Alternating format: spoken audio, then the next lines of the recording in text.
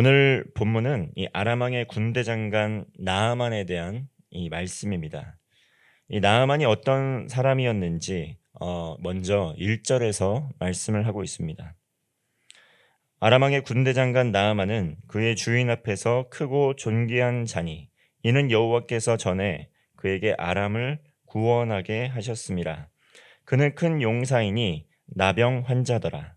이렇게 1절 말씀에는 이 아람 군대 장관 나아만과 그가 어떤 사람인지에 대해서 소개를 하고 있습니다. 먼저 나아만은 이 아람 왕의 군대 장관이었다. 그리고 그 아람 왕 앞에서 크고 존귀한 자였다. 큰 용사였다. 이렇게 이야기하고 있습니다. 그리고 아람을 구원하는 그런 큰 공적을 세우게 됐는데 그것이 어떻게 하게 된 것인지 그 앞에 설명을 하고 있습니다. 여호와께서 전에 그에게 아람을 구원하게 하셨다는 것입니다. 나아만은 이렇게 여호와께서 전에 그에게 아람을 구원하게 할 만큼 이렇게 하나님께 쓰임을 받았던 사람이라는 것이죠. 그리고 그는 큰 용사여서 그런 공적이 있지만 나병 환자라는 또한 핸디캡이 있었습니다. 그래서 나아만이 그렇게 큰 용사로서 존귀하게 된 것은 그 스스로의 능력만으로 된 것이 아니라 하나님께서 하나님의 손이 함께 하셔서 그에게 능력을 주셔서 구원하게 하셨음을 우리는 볼 수가 있습니다. 그런 그에게 이 나병이 떠나지 않고 계속해서 있었다라는 것이죠. 하나님께서 구원의 은혜를 주셨는데도 불구하고 또 그를 통해 구원의 은혜를 주셨는데 그는 이 나병이라는 핸디캡을 가지고 있었습니다. 그게 문제였다는 것이죠. 다시 말하면 남들이 부러울 만한 모든 조건을 갖추고 있었지만 나아만은 인생에 큰 결핍을 가지고 있었기 때문에 그것이 또한 그의 근심이 되었다는 것입니다.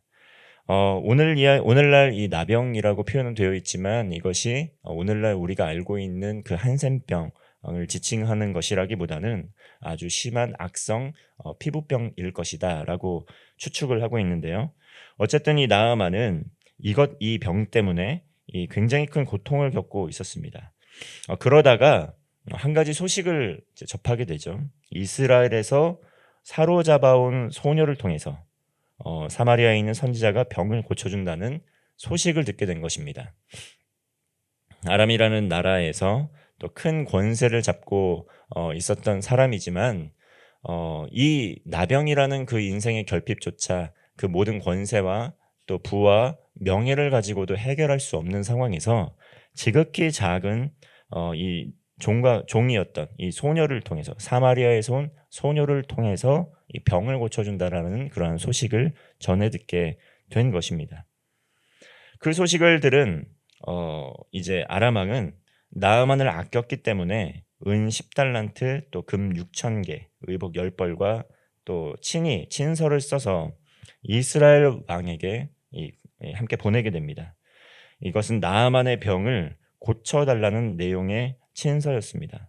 이것만 봐도 얼마나 아람 왕이 나아만을 또 신뢰하고 아끼고 있었는지 우리는 알 수가 있습니다. 많은 또 금품과 또 그리고 예물을 가지고 또 이스라엘 왕에게 보냈다라는 것이죠. 그런데 정작 이스라엘 왕은 당황할 수밖에 없었습니다. 내가 하나님도 아닌데 어떻게 저 나병 환자의 나병을 고칠 수가 있겠는가? 이것은 나에게 나병을 고쳐주도록 나에게 도움을 부탁하는 것이라기보다는 어려운 난제를 줘서 해결하지 못하게 되어서 우리나라를 침략하고 틈을 타서 공격하려는 구실이 될 것이다라고 이해를 했습니다. 그래서 이스라엘 왕은 굉장히 마음이 답답하고 또 근심이 되어서 옷을 찢으며 근심에 쌓였던 것이죠. 그런 가운데 엘리사가 이 소식을 듣게 된 것입니다. 8절 말씀입니다. 하나님의 사람 엘리사가 이스라엘 왕이 자기의 옷을 찢었다 함을 듣고 왕에게 보내 이르되 왕이 어찌하여 옷을 찢었나이까? 그 사람을 내게로 오게 하소서. 그가 이스라엘 중에 선지자가 있는 줄을 알리이다 하니라. 이 북이스라엘의 왕 이렇게 심히 고난을 당하게 되었을 때 옷을 찢었는데 옷을 찢고 먼저 그가 해야 될 것은 무엇이었겠습니까? 옷을 찢고 하나님께 물었어야 되겠죠. 하나님께 묻고 구하고 또 찾고 두드리면서 이 하나님께서 어떠한 이 상황을 통해서 어떻게 이 문제들을 해결하기를 원하셨는지 먼저 구하는 과정을 거쳐야 됐는데 그 옷을 찢고 그냥 근심에 쌓여 있기만 했다는 것입니다. 이거 어떻게 하지? 이 문제를 내가 어떻게 해결을 하지? 지금 위기 상황이고 자칫 잘못하면 또 이 권력을 잃어버릴 수도 있는 그런 상황 가운데서 어떻게 해야지? 역시 그런 상황 가운데에서 엘리사가 듣고 그에게 이 문제를 해결할 수 있는 해결책을 제시하게 되는 것이죠. 하나님을 의지하라는 것입니다. 내게로 보내라는 것. 그 엘리사가 누구와 함께 하는 사람입니까? 하나님과 함께하는 사람이었고 하나님께서 이 일을 행하고 계시니 하나님을 의지하라고 사인을 보내고 있는 것입니다. 이렇게 우리의 삶의 자리 가운데에서 우리가 해결할 수 없는 난제를 맞닥뜨리게 되었을 때 우리는 무엇을 의지하고 또 무엇을 찾고 무엇을 통해 이 문제를 해결하기를 힘쓰고 있습니까? 무의식적으로 우리의 삶의 자리 가운데에서 어려움이 생겼을 때 또 염려하거나 근심하거나 두려워하게 됩니다. 누구라도 문제에 빠지게 되었을 때 염려하지 않고 근심하지 않고 즉각적으로 두려워하지 않는 사람은 아마 드물 것입니다. 사실 문제가 생겼을 때 적절하게 염려하고 걱정하고 근심하고 두려워하는 것은 지극히 당연한 것입니다. 문제가 있음에도 불구하고 아무런 그런 요동 없이 편안하게 평안하게 그 문제를 해결하지 않는다면 바라보지 않고 해결하지 않는다면 어려움을 겪을 수밖에 없습니다. 지혜가 없는 것이죠. 그런데 그것이 뿌리를 깊게 내려서 또 그것이 마음의 병으로 또 번지게 해서는 안 된다는 것이죠. 어려움이 생겼을 때, 인생에 문제가 생겼을 때 우리는 여호와 하나님께 나아가야 된다라는 것입니다.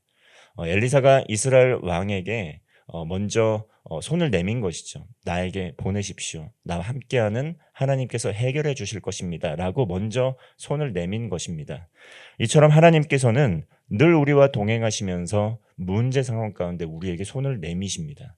구하고 찾고 두드리는 자들에게 가장 선하고 좋은 것으로 주시는 분이 하나님이시라는 것을 우린 말씀을 통해 알고 있지만 정작 문제가 생겼을 때는 우리는 하나님께 구하고 찾고 두드리지 않고 있는 것을 보게 된다는 것이죠. 그러므로 고난이 축복이 될 수 있는 것은 무엇입니까? 이 하나님께, 이 크고 전능하신 하나님께 이 문제 상황을 가지고 나아가서 또 고침을 받고 치유함을 받고 해결을 받음으로써 살아계신 하나님을 경험하는 그러한 은혜의 때로 삼을 수 있다는 것입니다. 나아만에게 그러한 일들이 이루어지고 있다는 것이죠.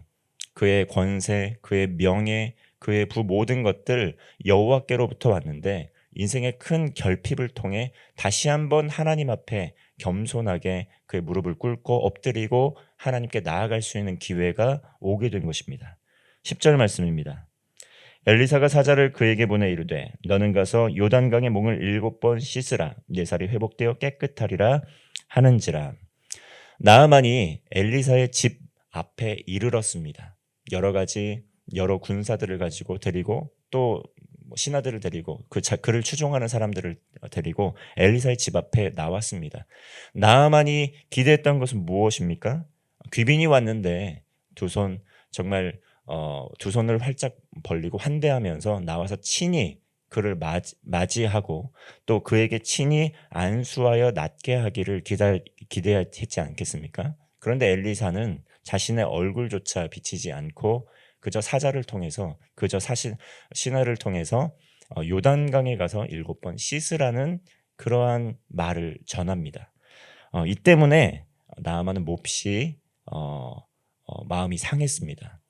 이렇게 기대를 품고 먼 곳에서부터 이렇게 어렵게 나아왔는데 환대하지도 않고 또 기껏해야 이 요단강가에 가서 7번 정도 씻으라는 그러한 지침을 주다니 굉장히 나아만은 분노했습니다. 그럴 수밖에 없겠죠. 나아만이 가지고 있었던 시름, 나아만이 가지고 있었던 고통, 무게 그런 것들 굉장히 심하지 않았겠습니까? 우리의 삶 속에서도 이 두드러기가 나거나 또 아토피가 올라와도 이 밤잠을 이루지 못하고 굉장히 심한 고통을 겪는 것을 볼 수가 있습니다.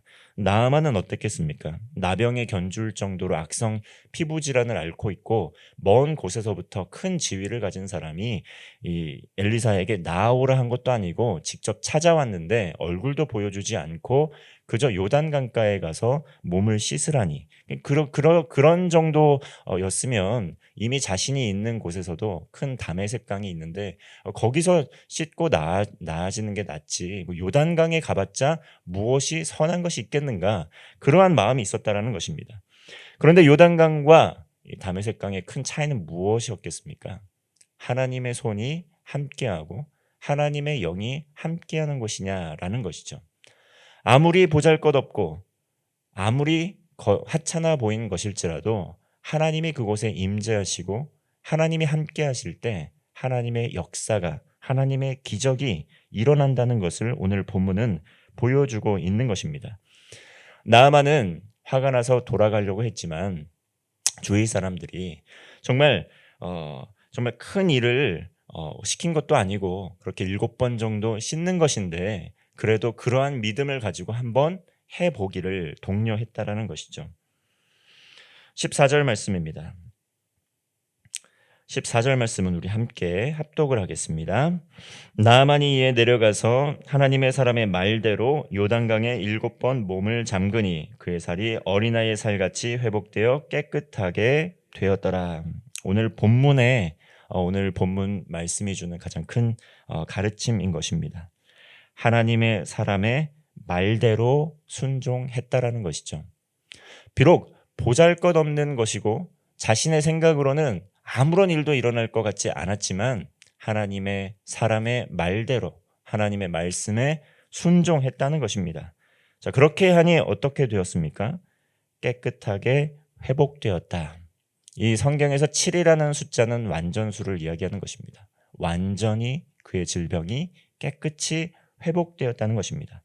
이렇게 나아만은 자신의 선입견이 있고 편견이 있었지만 엘리사가 전한 하나님의 말씀에 순종을 합니다. 고난의 시기에 고통의 시기에 자신의 선입견 편견을 배제하고 결국은 하나님의 말씀 앞에 무릎을 꿇고 나아가 겸손하게 순종했다는 것이죠. 그렇게 하였을 때 어린 아이와 같이 살이 다시 되살아났다. 아마 하나님의 말씀을 통해 완전히 변화된 그의 삶을 지금 말씀하고 있는 것입니다. 이처럼 하나님의 일하심을 우리의 삶에서 우리의 생각 때문에 우리의 선입견 때문에 우리의 편견 때문에 제한하고 있지는 않은지 돌아보아야 합니다. 그 선입견과 편견 때문에 우리의 삶에서 하나님의 말씀의 능력이 또 하나님께서 우리에게 행하실 놀라운 일들이 그것을 일어나는 것을 우리가 제한하고 있지는 않은지 기억해야 된다는 것입니다. 살아온 경험을 토대로 실패의 경험을 토대로 이 선입견을 가지고 하나님의 말씀의 권위를 거부하고 부정했다면 아마도 나아만 역시 하나님께서 베풀어 주시는 치유와 회복을 경험하지 못했을 것입니다. 내가 용하다는 사람들의 많은 것들을 내가 다 해보았지만 아무 소용이 없었기 때문에 요단강에서 7번 씻는다고 뭐 나아지겠는가라는 정도의 태도를 가지고 순종하지 않았더라면 아무 일도 일어나지 않았을 것이라는 것이죠. 그러나 하나님의 말씀에 믿음으로 순종하였을 때 하나님께서 기적을 베풀어 주셨다는 것입니다. 생사 화복의 주권자는 누구이십니까? 여호와 하나님께서 생사 화복의 주권자라는 것을 기억해야 합니다. 믿음으로 순종하였을 때 말씀대로 깨끗이 나음을 받았습니다. 하나님의 말씀의 능력을 우리의 선입견으로 제한하지 말고 말씀에는 능력이 있다라는 그러한 믿음을 가지고 말씀을 붙드시는 하루가 되시기를 주님의 이름으로 축원합니다. 그리하게 될 때 우리의 삶의 모든 문제와 결핍과 어려움들을 하나님께서 치유와 회복의 은혜를 베풀어 주셔서 열매 맺지 못하는 그러한 것이 풍성한 열매 맺음으로 돌아오게 될 것이고 또 육신의 연약한 모든 것들이 하나님께서 하나님의 말씀을 의지하게 될 때 그것이 변하여 놀라운 풍성한 열매를 맺고 깨끗이 나음을 얻게 되는 놀라운 축복이 여러분의 삶에도 동일하게 일어나시기를 주님의 이름으로 축원합니다. 기도하겠습니다. 하나님 아버지, 믿음으로 순종하여 하나님의 영광을 경험하였던 그러한 나아만처럼 우리들에게 있는 결핍 또 육신의 연약함을 주님 앞에 맡겨드립니다. 우리의 삶에 인생에 해결되지 않는 난제들, 비록 하나님의 말씀 앞에 그 어떠한 기대도 어떠한 일도 일어날지 않을 것 같은 그러한 불신이 우리의 삶에 있을지라도 우리의 선입견과 우리의 불신을 제거하고 하나님의 말씀을 붙들고 주님 앞에 겸손히 무릎 꿇고 구하기를 원합니다. 구하고 찾고 두드리는 이에게 하나님께서 가장 선하고 좋은 길로 인도하여 주실 것을 믿고 말씀에 힘입어 주님 앞에 나아가오니 육신의 연약함을 치료하여 주시고 회복시켜 주시옵소서. 믿음의 동역자들과 함께 기도하게 될 때 우리의 삶의 모든 문제가 해결받는 하루 될 수 있도록 인도하여 주시옵소서.